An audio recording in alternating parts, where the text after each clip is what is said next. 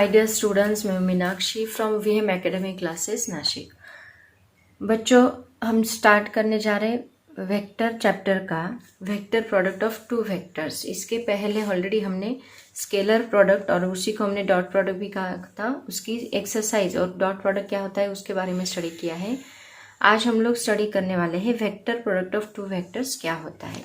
तो स्टार्ट करते हैं। पहले हम इसका बेसिक स्टडी करेंगे, उसके बाद एक्सरसाइज स्टार्ट करेंगे। तो बच्चों, हमने स्टडी किया था, अगर आपको दो वेक्टर्स दिए हैं, मान लो ए बार एंड बी बार, ये दो वेक्टर्स है। अगर हम इन दोनों को मल्टीप्लाई करते हैं तो उसके दो रिजल्ट्स निकलते हैं। अगर हम इन दोनों को मल्टीप्लाई करते हैं तो एक तो हमारा आंसर जो है वो वेक्टर रहेगा, या फिर इन दोनों को मल्टीप्लाई करने के बाद एक तो हमारा आंसर जो है वो स्केलर रहेगा। तो जब हमारा आंसर स्केलर मिलता है तो हम उसको स्केलर प्रोडक्ट बोलते हैं, उसी को हम लोग डॉट प्रोडक्ट बोलते हैं।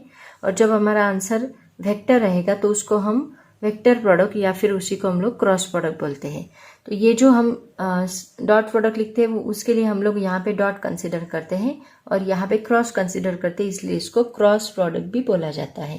तो दोनों में डिफरेंस क्या है देखो, ऑलरेडी हमने स्टडी किया कि ए बार डॉट बी बार जब हम लेते हैं तो हमें क्या मिलता है, दैट इज इक्वल टू, इसका इक्वेशन होता है mod of A bar mod of B bar into cos theta, ऐसा इक्वेशन होता है। और जब हम लोग क्रॉस प्रोडक्ट लेते हैं तो हमें आंसर मिलता है A bar cross B bar is equal to mod of A bar into mod of B bar sine theta, और इसको एक एन कैप लगता है। एन कैप, इसको यूनिट वेक्टर कहा जाता है। और यूनिट वेक्टर क्यों लगाते हैं, जब हमें डायरेक्शन डिफाइन करनी होती है तब हमें यूनिट वेक्टर लगाते हैं, ठीक है। तो इसमें मैग्नीट्यूड भी आ गई, डायरेक्शन भी आ गई, मतलब ये हमें क्या मिला, वेक्टर। और इसमें बस मैग्नीट्यूड है, यहाँ पे कहीं पे भी एन कैप मेंशन नहीं है, इसका मतलब हमें मिलने वाला आंसर क्या है, स्केलर है। और यहाँ पे डॉट है इसलिए हम लोग इसको डॉट प्रोडक्ट, और यहाँ क्रॉस है इसलिए हम लोग इसको क्रॉस प्रोडक्ट बोलते हैं। तो इसी वेक्टर प्रोडक्ट के और क्रॉस प्रोडक्ट की कुछ प्रॉपर्टीज आज हम लोग स्टडी करने वाले हैं। तो स्टार्ट करते हैं। तो बच्चों देखो, इसका थोड़ा डायग्रामेटिकली रिप्रेजेंटेशन हम लोग देखते हैं। मान लो आपको दो वेक्टर्स दिए हैं ए बार एंड बी बार, ये दोनों वेक्टर्स हैं, ओके। और ये दो वेक्टर्स का हमें क्रॉस प्रोडक्ट लेना है। मान लो ये दो वेक्टर्स, इन दोनों के बीच में जो एंगल है वो हम लोग थीटा कंसीडर करने वाले, ठीक है। इसको मैं यहाँ पे ए बार लेती हूँ, यहाँ पे बी बार लेती हूँ। देखो, अब देखो, जब हमें तीसरा वेक्टर यहाँ पे मिलता है, मैंने क्या बोला, इन दोनों का हम लोग जब क्रॉस प्रोडक्ट करेंगे, दोनों का क्रॉस प्रोडक्ट जब करेंगे तब हमें एंगल मिले, तब हमें तीसरा वेक्टर मिलने वाला है। रिजल्ट क्या मिलेगा, इसका वेक्टर ही मिलेगा। तो ये वेक्टर है, इसको मैग्नीट्यूड भी रहेगी और उसकी डायरेक्शन भी रहेगी। तो अभी इसकी मैग्नीट्यूड तो आपको मिल जाएगी, लेकिन डायरेक्शन निकालने के लिए हमें पर्टिकुलर रूल अप्लाई करना है। वो रूल कौन सा है, that is right hand thumb rule. तो राइट हैंड थंब रूल का यूज करके हम लोग इसकी डायरेक्शन कौन सी रहेगी, थर्ड वेक्टर जो मिलेगा वो हम लोग डिफाइन करेंगे। कैसे, देखो मैं आपको बताती हूँ। आपका राइट हैंड लेना है, ठीक है। तो राइट हैंड के ये 4 फिंगर्स एंड ये थंब, इसको आप क्या करोगे, देखो ये जो अगर वेक्टर इस डायरेक्शन में जा रहा है, मतलब हम लोग ए बार से लेके बी बार की तरफ जा रहे हैं, ए बार से लेके बी बार की तरफ, मतलब ऐसे, मतलब मान लो ये वेक्टर है, ये ए बार से बी बार की तरफ जा रहा है, मतलब ऐसे जा रहा है, ठीक है, ऐसे जा रहा है। तो ये होगा दोनों के बीच का एंगल ए बार, और ए बार क्रॉस बी बार। तो आपको क्या करना है, आपका जो राइट हैंड है उसके जो ये 4 फिंगर्स है उसको कर्ल करना है। किस डायरेक्शन में, जिस डायरेक्शन में ए से बी वेक्टर जा रहा है उस डायरेक्शन में। तो इसको हमने कर्ल किया, ओके, इस डायरेक्शन में कर्ल किया। और थंब जिस डायरेक्शन में आउटस्ट्रेच होगा उस डायरेक्शन में हमारा थर्ड वेक्टर रहेगा, ठीक है। तो अभी देखो यहाँ पे ए से बी की तरफ जा रहा है, मतलब हमारा थंब किस डायरेक्शन में, ऊपर की डायरेक्शन में आउटस्ट्रेच हो रहा है। तो ये होगा हमारा थर्ड वेक्टर, इसको हम नाम देंगे ए बार क्रॉस बी बार। इनकी वजह से जो वेक्टर हमें मिला है वो थर्ड वेक्टर ये रहेगा। और इसी का जो यूनिट वेक्टर है वो क्या होता है, एन कैप। इसलिए हम लोग क्या लिखते हैं, A bar cross B bar is equal to mod of A bar mod of B bar into sine theta into N cap. तो ये एन कैप जो है ये इसका यूनिट वेक्टर है जो हमें उसकी डायरेक्शन दिखा रहा है। अब मान लो हम लोग बी से ए की तरफ आ रहे, ये एंगल, ओके, बी से ए की तरफ आ रहे, मतलब उल्टा डायरेक्शन। अभी आप लोग क्या करोगे, स्क्रू है मान लो कोई, तो स्क्रू को ऐसे रोटेट करोगे, बराबर ना। अगर स्क्रू को मैंने ऐसे रोटेट किया तो स्क्रू ऊपर आएगा, राइट ना। अगर स्क्रू को मैंने ऐसे रोटेट किया तो स्क्रू नीचे जाएगा। सिमिलरली मतलब यहाँ पे वैसे ही है, देखो अगर स्क्रू को मैं ऐसे रोटेट करती हूँ, स्क्रू को मैं ऐसे रोटेट करती हूँ तो स्क्रू नीचे जाएगा, स्क्रू को मैं ऐसे रोटेट करती हूँ तो स्क्रू ऊपर आएगा। मतलब ए से बी की तरफ गए तो स्क्रू ऊपर गया, बी से ए की तरफ गए तो स्क्रू नीचे आया, ठीक है। तो वैसे आप फिंगर्स का यूज करके भी कर सकते हो। अगर हम बी से ए की तरफ आते हैं तो थंब कौन सी डायरेक्शन में आउटस्ट्रेच करता है, नीचे वाली डायरेक्शन में। मतलब बी से ए की तरफ आते हैं तो हमें ये तीसरा वेक्टर मिलता है, that is a bar cross B bar, और इसका ये एन कैप रहेगा। आया समझ में। जब हम ए से बी की तरफ जाएंगे तो आप लोग जो तीसरा वेक्टर है वो किस डायरेक्शन में दिखाओगे, ऊपर की डायरेक्शन में। जब हम बी से ए की तरफ जाएंगे तो नीचे की डायरेक्शन में हम तीसरा वेक्टर दिखाएंगे। ओके, अभी इसी की कुछ प्रॉपर्टीज है वो हम लोग देखते हैं। तो बच्चों इसकी सबसे पहली प्रॉपर्टी देखो क्या है। अगर हम A bar cross B bar is equal to mod of A bar mod of B bar into sine theta into N cap लिया, ठीक है। अगर हमें इसका मैग्नीट्यूड लेना है, ये जो वेक्टर है इसका बस मैग्नीट्यूड चाहिए, डायरेक्शन नहीं चाहिए, तो इसका भी क्या आएगा, मैग्नीट्यूड आएगा। तो एन कैप का मैग्नीट्यूड क्या होता है, as n cap is equal to, इसका मैग्नीट्यूड क्या होता है 1, क्योंकि ये यूनिट वेक्टर है। तो इसकी जगह पे हम 1 पुट करेंगे तो magnitude of A bar cross B bar हमें क्या मिलेगा, mod of A bar mod of B bar into sine theta मिलेगा, ठीक है। दोनों का मैग्नीट्यूड लिया तो, क्योंकि ये हमें क्या मिलेगा 1। Okay, so this is the property number 1। उसके बाद देखो सेकेंड पॉइंट क्या है, बहुत ही इंपॉर्टेंट। जो हमने ए बार क्रॉस बी बार लिया था, ये बी बार था, ये ए बार था, और एंड ये तीसरा वेक्टर था ए बार क्रॉस बी बार, ठीक है। तो ये जो हमने लिया था ये वेक्टर प्लेन में हमेशा ए बार को भी परपेंडिकुलर रहता है एंड बी बार को भी परपेंडिकुलर रहता है, ठीक है। मतलब A bar cross B bar is always perpendicular. याद रखो, ये जो वेक्टर तीसरा हमें मिलता है वो हमेशा always perpendicular to a bar also and b bar also. Okay, it is very important property. उसके बाद देखो, अगर आपको यूनिट वेक्टर निकालना है, मतलब आपको एन कैप निकालना है, एन कैप फाइंड करने के लिए बोला, तो एन कैप का वैल्यू क्या मिलेगा। देखो पहले हम इक्वेशन लिखते हैं, उसके ऊपर से एन कैप कैसे लिखना है बताती हूँ। A bar cross B bar is equal to क्या होता है, mod of A bar mod of B bar sine theta into N cap, ठीक है। तो आपको एन कैप निकालना है, तो हम क्या करेंगे, ये पूरे इक्वेशन को इधर शिफ्ट करेंगे। तो n cap is equal to क्या मिलेगा, ए बार क्रॉस बी बार, और ये इस साइड जाके डिवाइड होगा, mod of A bar mod of B bar into sine theta. ये किसका इक्वेशन है, देखो mod of A bar mod of B bar sine theta, ये इसकी मैग्नीट्यूड है। मतलब एन कैप को हम लोग ऐसे भी लिख सकते हैं, n cap is equal to a bar cross B bar divide by magnitude of A bar cross B bar. मतलब वो वेक्टर लो और उस वेक्टर्स की मैग्नीट्यूड से इसको डिवाइड करो तो हमें क्या मिलेगा, एन कैप मिलेगा। ये फॉर्मूला भी आपको याद रखना है। ये टोटल 3 प्रॉपर्टीज है, आगे भी देखते हैं क्या है, पहले इसको पॉज करके कॉपी कर लो। नेक्स्ट देखो क्या है, अगर ए बार एंड बी बार ये दो वेक्टर से आर टू कोप्लेनर वेक्टर से, कोप्लेनर वेक्टर्स मतलब एक ही प्लेन में है लेकिन एक ही नॉन कोलिनियर है, ऐसे हम लोग बोलेंगे। कोप्लेनर है बट नॉन कोलिनियर,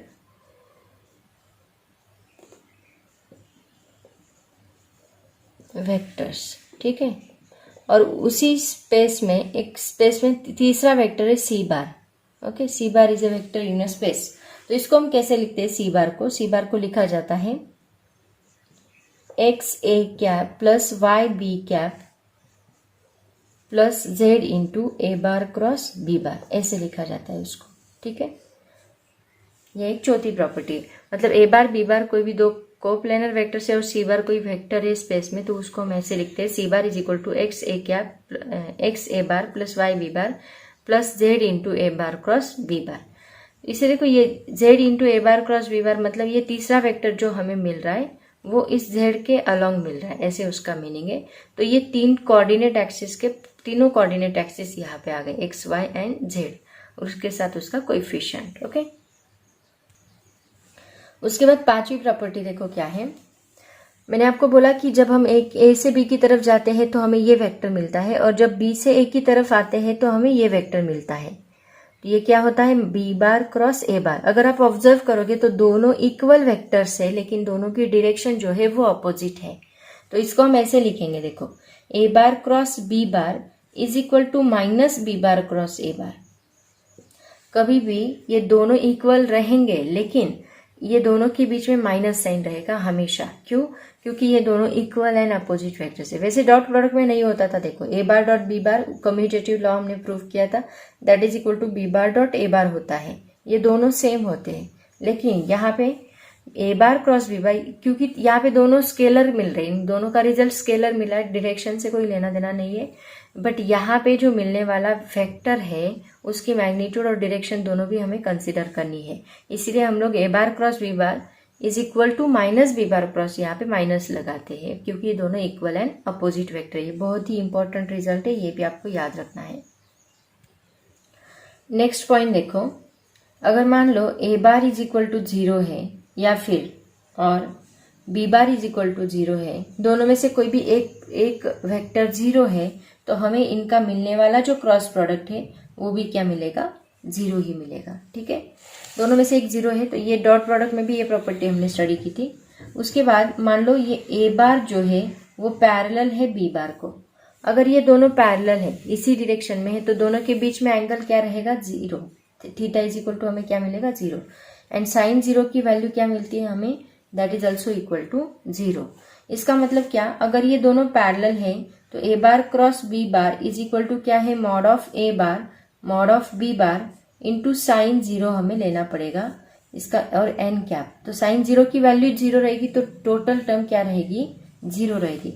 मतलब A bar cross B bar हमें दो केसेस में 0 मिल रहा है, एक तो ए बार या बी बार दोनों में से एक 0 रहा तो भी हमें 0 मिलेगा, या फिर दोनों अगर पैरेलल रहे, दोनों सेम डायरेक्शन में है, तो भी हमें ए बार क्रॉस बी बार क्या मिलेगा, 0 मिलेगा। This is the property number, this is 5, this is 6 and this is 7। Okay,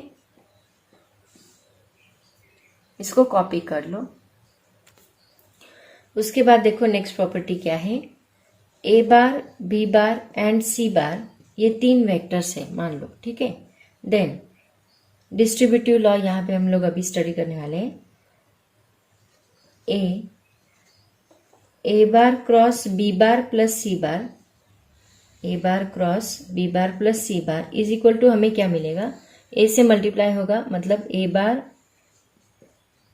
cross B bar plus A bar cross C bar, ये हमें मिलेगा। ठीक है, तो इसको कहा जाता है, यहाँ पे लेफ्ट से हमने ए बार को मल्टीप्लाई किया है, मतलब इसको कहा जाता है left distributive law, left distributive law. Similarly देखो, अगर हमने इसको राइट से मल्टीप्लाई किया, मतलब ऐसे बी बार प्लस सी बार है और उसको हमने राइट से मल्टीप्लाई किया है A bar, that is equal to, ये हमें क्या मिलेगा, अभी इसका अपोजिट वेक्टर हमें मिलेगा, B bar cross A bar plus C bar cross A bar, ये मिलेगा। इसको कहा जाता है राइट डिस्ट्रीब्यूटिव लॉ। ओके, ये है प्रॉपर्टी नंबर 8, बहुत ही इंपॉर्टेंट है, ये भी याद रखना है आपको। उसके बाद देखो, सेम इसी तरह हमने स्केलर में और एक प्रॉपर्टी स्टडी की थी। मान लो m एंड n ये स्केलर्स हैं और इसे मल्टीप्लाई किया है इन दोनों वेक्टर्स को, then m into A bar cross B bar is equal to क्या होता है, इसको हम ऐसे भी लिख सकते हैं m इंटू ए बार क्रॉस बी बार, ऐसे भी लिख सकते हो आप लोग इसको, या फिर A bar cross m into B bar, ऐसे भी हम लोग इसको लिख सकते हैं। मतलब m से इसको भी मल्टीप्लाई करेंगे या फिर m से इसको मल्टीप्लाई कर सकते हैं, बीच में मल्टीप्लिकेशन है, दोनों में से एक ही मल्टीप्लाई हम लोग कर सकते हैं। ठीक है, दोनों को एट ए टाइम मल्टीप्लाई नहीं होगा। उसके बाद सिमिलरली इसको हम ऐसे भी लिख सकते हैं, m ए bar cross n B bar, इसको आप ऐसे भी लिख सकते हो, m एंड n को एक जगह लिखो and a bar cross B bar को एक जगह लिखो। ठीक है, ऐसे भी हम लोग इसको लिख सकते हैं। उसके बाद देखो next property, property number 10, I cap, J cap and K cap, ये 3 यूनिट वेक्टर्स है। ऐसी प्रॉपर्टी हमने डॉट प्रोडक्ट में भी स्टडी की थी। तो इनका क्रॉस प्रोडक्ट क्या आएगा देखो, मतलब इन दोनों का क्रॉस प्रोडक्ट क्या मिलेगा, i cap cross I cap ले सकते हैं हम लोग, is equal to J cap cross J cap is equal to के कैप क्रॉस के कैप इज इक्वल टू हमें मिलता है 0। उसमें क्या होता था, डॉट प्रोडक्ट में 1 होता था। इन दोनों का सेम वेक्टर्स का, सेम यूनिट वेक्टर्स को अगर हम मल्टीप्लाई करते तो हमें 1 मिलता था। बट यहाँ पे 0 क्यों मिल रहा है, क्योंकि ये x है, ये y है एंड ये z है। तो इसका आई कैप, इसका जे कैप, इसका के कैप। हमें पता है 3 कोऑर्डिनेट एक्सिस के बीच में एंगल कितना होता है, 90 डिग्री 90 डिग्री, तीनों भी एक दूसरे को परपेंडिकुलर होते हैं।